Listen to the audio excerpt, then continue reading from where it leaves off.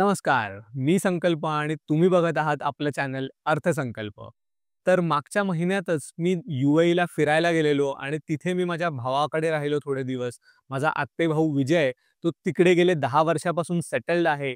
तर त्याच्याशी बोलताना मला बऱ्याचशा नवीन गोष्टी कळाल्या आणि मग मला वाटलं, की का नाही आपण एक छोटासा गप्पा मारताना व्हिडिओ बनवूया आणि जो मी तुमच्याबरोबर शेअर करीन.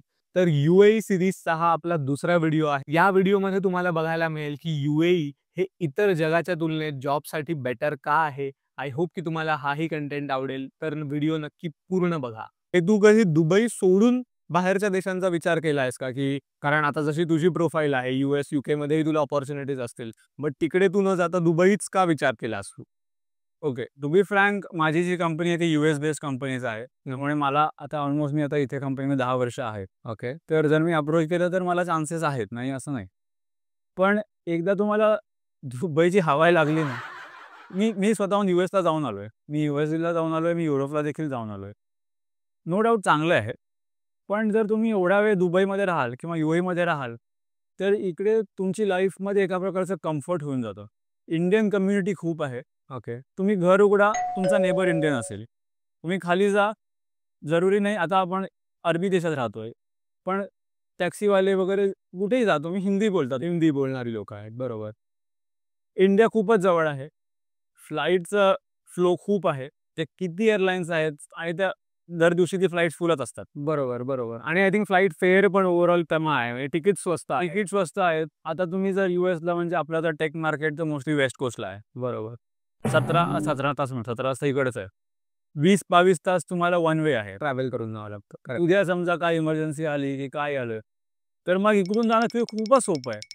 तर समजा मला कुठले सण आहेत आपले, दिवाळी, दसरा, अजून काही गणपती, जर वीकेंडला लागून आला, तर मला 2 दिवसाची रजा मिळते. बसलो, चप्पल घातली, बॅग घेतली, गेलो इंडियाला आणि आपण तर मुंबईत राहतो. तर बरं. अजूनच सोयीस्कर आहे. करेक्ट. त्यामुळे असं माझ्या डोक्यात कधी आलं नाही. हा माझा स्वतःचा वैयक्तिक एक्सपिरियन्स आहे. दुबईची हवा लागली किंवा अर्थात UAEची हवा लागली, की तुम्हाला दुसरी कुठलीच हवा एवढीशी हे होत नाही. UAE इंडियासाठी इंडियनसाठी खूप बेटर आहे. कारण जवळ आहे. त्यानंतर इथे बरेचसे इंडियन कम्युनिटी सुद्धा आहेत आणि प्लस तुम्हाला जेवढी सॅलरी US, UKमध्ये मिळते साधारण त्याच रेंजची सॅलरी तुम्हाला इथे मिळू शकते. प्लस इन्फ्रास्ट्रक्चर नक्कीच बेटर आहे दुबईचं. कदाचित US, UKमध्ये सॅलरी जास्त असेल, पण त्यांचं टॅक्सेशन हेवी आहे. येस. Correct, correct. खूप हेवी टॅक्सेशन आहे. त्यामुळे जे हँड टू माउथ आपण म्हणतो ना, ती सिच्युएशन तिकडे जास्त येते. अनलेस तुम्ही खूपच मोठ्या पोझिशनवर असाल किंवा तुम्ही खूपच एकदम कुठल्यातरी कंपनीचे मोठे मॅनेजर, CEO असाल आणि तुम्ही एकदम lavishly you are getting very highly paid, तर ठीक आहे.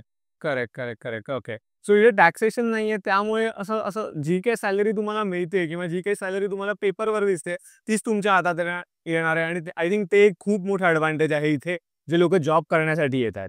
आय होप की तुम्हाला हा व्हिडिओ आवडला आहे. भाग 3 सुद्धा मी लवकरच रिलीज करीन. काही तुमच्या प्रतिक्रिया असतील तर त्या मला कमेंट्समध्ये कळवा आणि हा जो व्हिडिओ आहे तो तुमच्या फ्रेंड्स आणि फॅमिली मेंबर्स बरोबर शेअर करा. चॅनलला सबस्क्राईब करा. आपण भेटूयात लवकरच पुढच्या व्हिडिओमध्ये.